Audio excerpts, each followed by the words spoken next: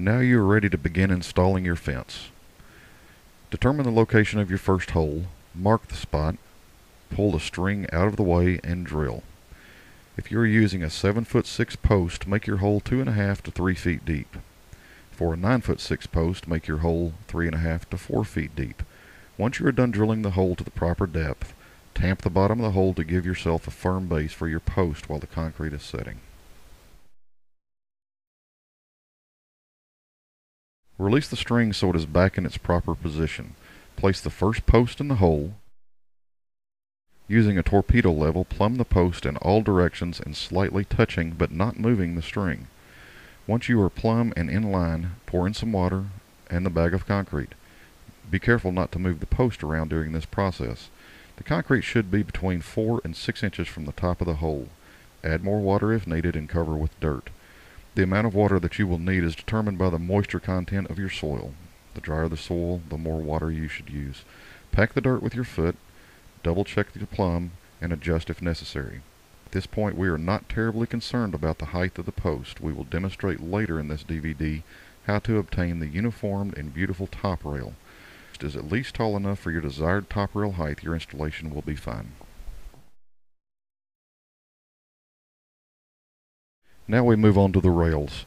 Beginning with the bottom rail, insert the rails completely into the connector. Be sure the rail seats all the way in.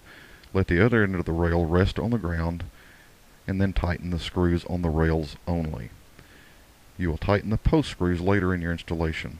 Repeat this process until all of your rails are installed. On the first few posts, be careful not to push on the post too much during this process, as it will knock the post out of plumb.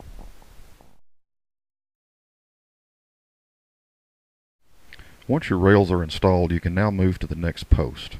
The easiest method in marking your next hole is to place a connector on the bottom rail, line the rail and the connector up on the string, and using your marking paint, mark the center of the hole by sighting through the connector's collar. Once you have marked your next hole, move the string line out of the way and drill the hole. After tamping the bottom of the hole, release the string back to its original position and place the next post in the hole.